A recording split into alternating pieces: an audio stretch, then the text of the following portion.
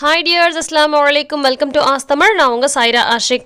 இன்னைக்கு நம்ம ரொம்பவே ருசியான கேரளத்து நெத்திலி மீன் குழம்பு செய்ய போறோம். இது எல்லாருக்குமே ரொம்ப பிடிக்கும்.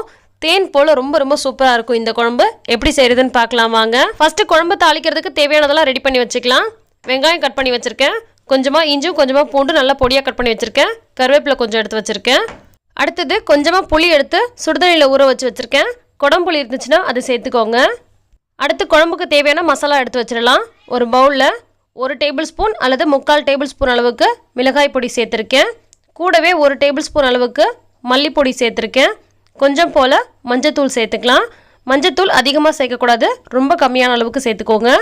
கூடவே கொஞ்சமாக எண்ணெய் சேர்த்துட்டு இதை நல்லா மிக்ஸ் பண்ணி வச்சுக்கலாம். இதை தவிர்த்து வேறு எந்த மசாலா பொடியும் நம்ம மீன் குழம்புல சேர்க்க போகிறதில்ல. இந்த மசாலா தான் ரொம்ப சூப்பராக இருக்கும்.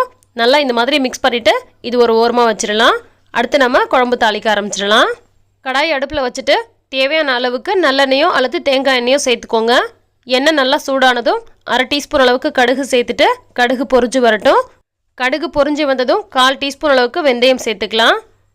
அடுத்தது நல்லா பொடியாக கட் பண்ணி வச்சுருக்க பூண்டு சேர்த்துக்கலாம். பூண்டு ஒரு 7-8 பல்லு போல் நல்லா பொடியாக கட் பண்ணி வச்சுருக்கேன், அதை சேர்த்துக்கிறேன். கொஞ்சமாக இஞ்சி நல்லா பொடியாக கட் பண்ணி வச்சுருக்கேன், அதையும் சேர்த்துக்கிறேன். இதுக்கு பதிலாக இஞ்சி பூண்டு விழுது சேர்க்கலாமான்னு கேட்பீங்க. அந்த மாதிரி சேர்க்கக்கூடாது, பொடியாக கட் பண்ணி சேர்த்து செய்யும் போது தான் டேஸ்ட் ரொம்பவே நல்லாயிருக்கும். அடுத்தது வெங்காயம் கட் பண்ணி வச்சுருக்கேன், அதையும் சேர்த்துக்கலாம். மீடியம் சைஸில் 3 வெங்காயம் கட் பண்ணி வச்சுருக்கேன், அதை சேர்த்துட்டு நல்லா வதக்கி விட்டுறலாம். தக்காளி இதில் நம்ம சேர்க்க போகிறது கிடையாது. தக்காளி சுவை இருந்தால் தான் பிடிக்கும் அப்படின்னா ஒரே ஒரு தக்காளி மட்டும் கட் பண்ணிவிட்டு சேர்த்துக்கோங்க. வெங்காயம் நல்லா வதங்கினதுக்கப்புறமா சேர்த்துக்கோங்க. வெங்காயம் ஓரளவுக்கு நல்லாவே வதங்கிருச்சு. இப்போ நம்ம மிக்ஸ் பண்ணி வச்சுருக்க இந்த மசாலா பொடி இருக்கு இல்லையா, அதை சேர்த்துக்கலாம். இந்த மாதிரி சேர்த்து செய்யும் போது இந்த குழம்போட கலர் நல்லா செவன்னு பார்க்குறதுக்கே சூப்பராக இருக்கும். நிறைய பேர் குழம்பு டேஸ்ட்டாக இருந்தாலும் இந்த மாதிரி கலர் வரமாட்டேங்குது அப்படின்னு சொல்லியிருக்கீங்க. அவங்கெல்லாம் இந்த மாதிரி ட்ரை பண்ணி பாருங்கள். ரொம்பவே சூப்பராக குழம்பு நல்லா செவன்னு பார்க்குறதுக்கே எச்சில் ஊறுற மாதிரி இருக்கும். மிக்ஸ் பண்ணி வச்சுருக்க மசாலாவையும் சேர்த்துட்டு நல்லா எண்ணெயில் வதக்கி விட்டாச்சு. இப்போ இது கூட நம்ம ஊற வச்சுருக்க புளியை அப்படியே சேர்த்துக்கலாம். கொட்டை இல்லாத புளியாக நல்லா ஊற வச்சுக்கோங்க. சுடுதண்ணியில் ஊற வச்சதுனால நல்லா சூப்பராக வெந்த மாதிரியே இருக்கும். இதில் அப்படியே சேர்த்துக்கலாம். புளி கரைச்சி ஊற்றுறதுனா கூட நீங்கள் ஊற்றிக்கலாம்.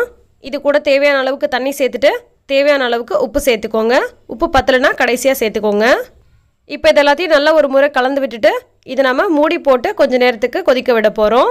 10லேருந்து 15 நிமிஷம் போல் கொதிச்சதுன்னா நல்லாயிருக்கும். ஸோ ஒரு 15 நிமிஷம் போல் நல்லா கொதிக்க விட்டுக்கலாம்.